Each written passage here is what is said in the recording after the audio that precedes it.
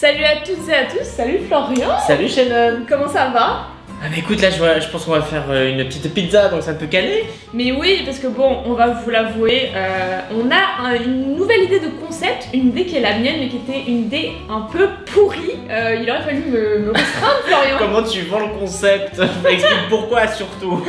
Alors non, aujourd'hui on a décidé de parler, comme vous avez vu dans le titre de la vidéo, de nos vies étudiantes, enfin de la vie étudiante de Florian, qui n'est plus étudiant. Tout a un sens dans cette vidéo, c'est clair. On clôture la série finalement, et Shannon c'est pas encore fini, mais bientôt. Ah, on va cuisiner en même temps. On s'est lancé dans une autre recette qui a complètement raté, donc on a dit on va faire quelque chose de simple. On va faire une pizza et la pâte est déjà faite, ok? On se fait pas chier. Est-ce qu'on va réussir la pizza? Je pense que oui, franchement, là, la pâte est déjà faite, on a juste à couper les ingrédients, à les placer, voilà. En soi, même la pâte, je pense que c'est pas le plus compliqué à faire. Donc voilà, on va parler de la vie étudiante de Florian et notamment de son année à l'étranger en Italie, c'est pour ça qu'on fait une pizza.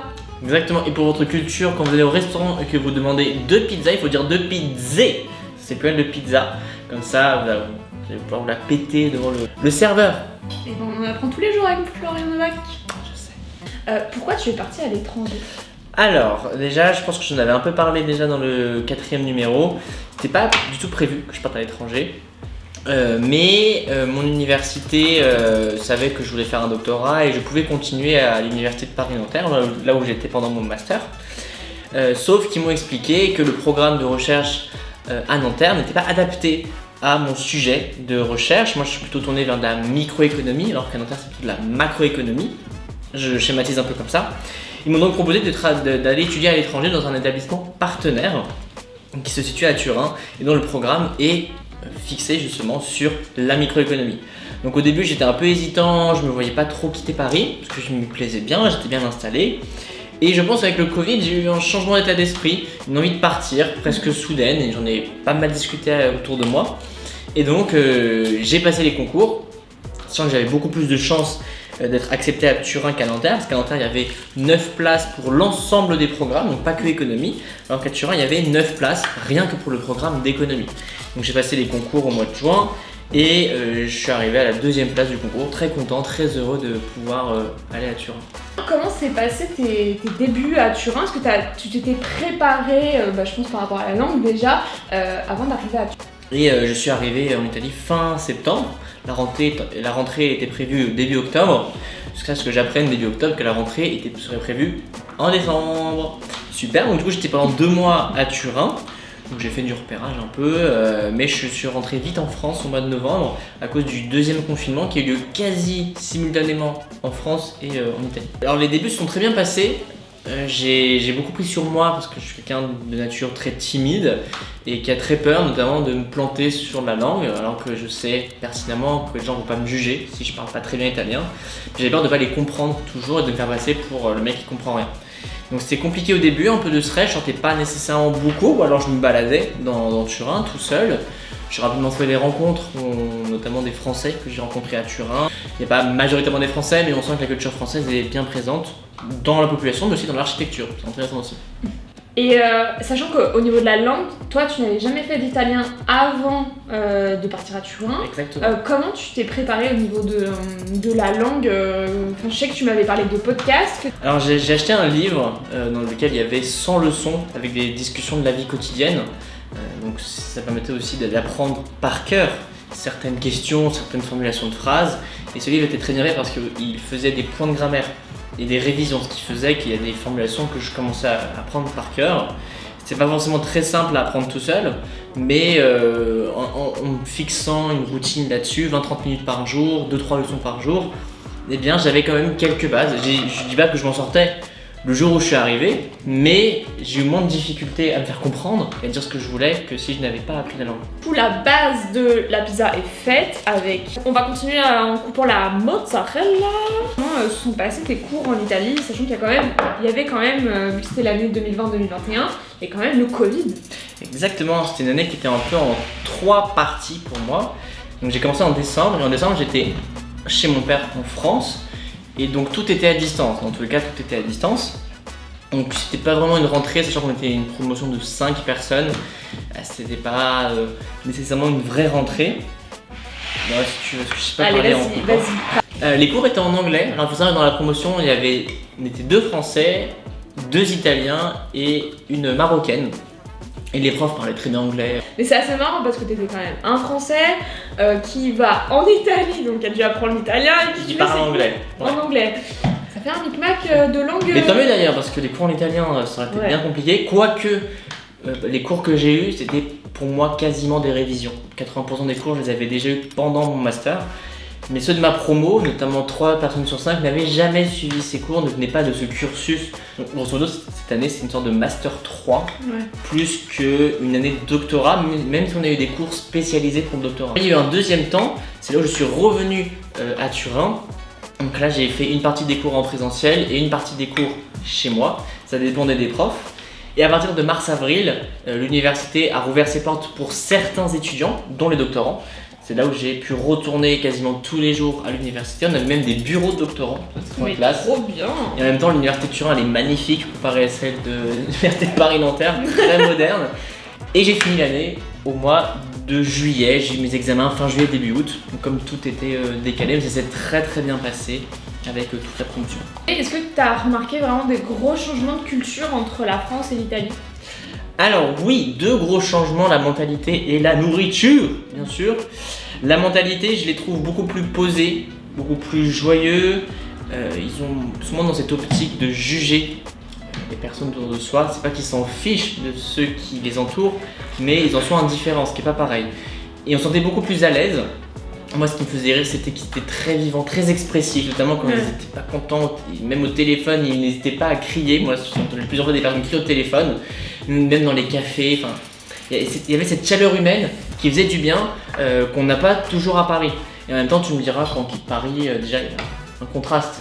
Il y a aussi une culture de la télévision qui est très forte là-bas, alors qu'en France, nous, on la délaisse de plus en plus. Il faut savoir que là-bas, il y a des programmes phares, il y en a beaucoup des programmes phares. Musicaux, d'aventure, alors qu'en France ça devient un peu démodé. Ça aussi c'est assez fou et si on fait le mix avec ce que j'ai dit avant, ils se retrouvent souvent en famille pour regarder ces programmes. D'accord. La gastronomie, évidemment la gastronomie, pizza, pâtes, gnocchi, tiramisu. J'ai mangé quasiment que des tiramisu quand j'allais dans les restaurants parce que c'est mon dessert préféré. J'ai comparé les tiramisu de toutes les villes que j'ai visitées. Le meilleur se situe à Turin, quasiment en bas de chez moi, le meilleur. Et j'allais même au restaurant en bas de chez moi, c'est là où j'allais le plus souvent finalement, les desserts. Tu me donnes envie là, parce que même notre pizza elle sera pas aussi bonne que ce que t'as mangé. Bah tu sais pas comment t'es là tout de suite. Suivante, comment s'est passé ton retour en France après cette année en Italie? Compliqué. C'était là, on peut parler même d'un choc de culture, pas énorme, mais moi qui suis très sensible à l'environnement où j'évolue, le fait de changer peut me bouleverser. Je suis rentré d'Italie fin juillet et c'était à ce moment-là où je commençais à profiter véritablement. Parce qu'on est sorti du confinement au mois de mars, plutôt qu'en France d'ailleurs. Mais j'avais les cours à côté, mes potes aussi. Ce qui fait que dès lors que tout le monde était libéré au mois de juillet, on a pu vraiment profiter, mais c'était début mi-juillet. Et donc il y avait une certaine frustration en partant, parce que je voulais vraiment faire plus, profiter un peu plus. Et quand je suis rentré en France, je suis rentré à Paris le même jour. Ouais, donc changement de climat tout à fait radical. C'est ça, et puis changement de mentalité. On retrouve la mentalité qu'on pensait ne pas retrouver tout de suite, mais c'était violent. J'ai mis un peu de temps à m'en remettre, parce que j'étais un peu nostalgique, j'étais pas forcément très bien. Et j'ai continué à parler italien, à échanger avec mes potes pendant quelques mois, j'ai encore contact avec eux. Mais voilà, je garde quand même un pied là-bas parce que je m'y sens très bien. Non pas que j'aimerais y vivre, c'est pas dans mes projets, mais j'aimerais y retourner pour visiter encore, voir des amis, faire tout ce que je n'ai pas fait finalement. Donc pendant que Florent est en train de couper la suite des ingrédients, donc ici les poivrons, question suivante, où en es-tu aujourd'hui Florent? Je suis perdu, c'est vraiment la merde. Donc déjà le retour n'était pas forcément très simple à vivre et j'ai commencé ma deuxième année de thèse début octobre, donc cette fois-ci à l'université Paris-Nanterre, et c'était véritablement la première année de doctorat pur et dur. Donc là j'avais mon sujet, j'avais revu mes directeurs, on avait fixé des objectifs et j'avais mon bureau de recherche, et donc là j'ai commencé le travail de lecture, d'affinage du sujet. Et c'est là où j'ai découvert la réalité du doctorat, une réalité qui ne me plaisait pas. Et je reprends un peu ce que mon directeur disait en disant qu'il a tort, parce qu'il me disait à l'époque, oui mais on vous a prévenu, on vous a expliqué en quoi ça consistait, oui, mais il y a expliquer et il y a vivre, ce qui n'est pas du tout la même chose. Parce qu'on peut se dire, oui, je me sens capable de le faire, et quand on est plongé dans cette réalité, on se rend compte que non. Et ce que ça impliquait pour moi, la thèse, c'était de renoncer à d'autres projets, parce que c'est un projet à plein temps, et je voulais travailler pour d'autres personnes, j'avais d'autres entreprises pour lesquelles je faisais des missions très ponctuelles, et je voulais pas les abandonner, parce que je trouvais ma place dans ce milieu, et je me sentais vraiment utile. Et du coup, à l'université de Paris-Nanterre, je ne retrouvais pas l'ambiance que je pouvais avoir dans mes autres projets, et même à Turin, je me sentais pas valorisé, mis en avant, et je sentais aussi que c'était un peu ça, cette dynamique de thèse, c'est que t'es pas toujours encouragé, ou alors encouragé de puis t'es très seul aussi, la recherche, c'est ça, c'est être très seul. En plus, t'étais pas encore dans une période où tu pouvais donner des cours en TD, etc. Puis je m'y retrouvais plus dans cette thèse, c'est-à-dire que moi je voulais produire quelque chose qui ait un écho sur un public assez large, ce qui n'est pas le cas en recherche, on fait des papiers très spécialisés pour un public très spécialisé. Et moi je voulais vraiment partir là-dessus, sauf que le premier papier sur lequel on était en train de travailler ne me passionnait plus au bout de 3 semaines, c'est quand même quelque chose. Et j'ai commencé un peu à m'éloigner de la thèse. On a eu une discussion avec mon directeur et j'y ai mis fin décembre. Je ne regrette pas du tout, bien au contraire d'ailleurs, je suis beaucoup plus heureux maintenant. Maintenant je travaille pour 4 boîtes différentes et je gagne très bien ma vie et je fais plein de projets très différents où je me sens utile, où je peux vraiment m'épanouir dans des projets qui ont des compétences qui n'ont rien à voir. Design, communication, management, ce que n'impliquait pas la thèse. Qu'est-ce que tu tires de cette expérience déjà premièrement, et de deux, est-ce que tu conseilles de partir à l'étranger pendant les études? Alors que du bon, même pour ceux qui seraient réticents à partir à l'étranger, je pense que ça permet d'ouvrir son esprit à d'autres choses, d'autres cultures. Ça enlève certaines barrières, même dans l'esprit. Et en temps de Covid, j'avais une grande envie de partir à l'étranger, et ceux qui ont cette envie-là, saisissez l'occasion. Si ce n'est que pour quelques mois ou pour un an, foncez, ça ne fera que du bien, ça ne fera que des belles rencontres, de nouvelles histoires. C'est une sorte de parenthèse, je l'ai vécu comme ça, pendant ma thèse, une parenthèse. Donc il y a 2 leçons. La première, c'est vraiment réfléchir au projet qu'on veut mettre en œuvre. Moi, c'était la thèse.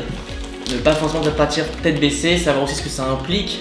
Et deuxièmement, il ne faut pas avoir peur d'arrêter un projet en cours de route. Il faut simplement bien s'y prendre, ce que je ne sais pas faire encore, j'apprends vraiment. Mais il ne faut pas avoir peur parce que ça se trouve, on est tenté par un projet à un moment et on se rend compte que finalement, ça ne nous correspond pas. Mais ça, on n'a pas la réponse avant de choisir le projet. Donc certes, ça demande de la réflexion pour avoir un projet, mais il ne faut pas non plus que cette réflexion traîne beaucoup trop, de peur de passer à côté de quelque chose. Donc prenez un temps pour réfléchir, mais aussi prenez un temps, si vous le voulez, pour arrêter. Voilà, donc on a terminé la préparation de la pizza maison. Voilà! On va pouvoir enfourner.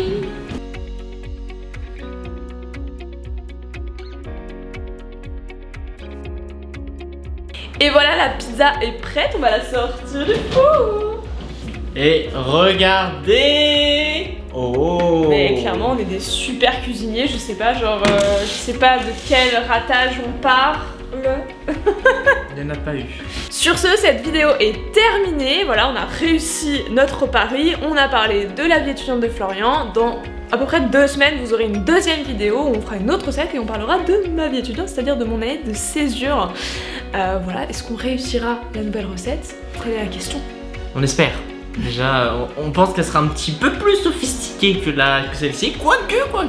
Et n'hésitez pas à vous rendre sur tous les réseaux sociaux, bien sûr, pour commenter, réagir, même en dessous de cette vidéo, à la partager, évidemment. Si vous avez des questions, on est très réactifs en privé, et on se retrouve très bientôt. Salut Shannon! Salut Florian!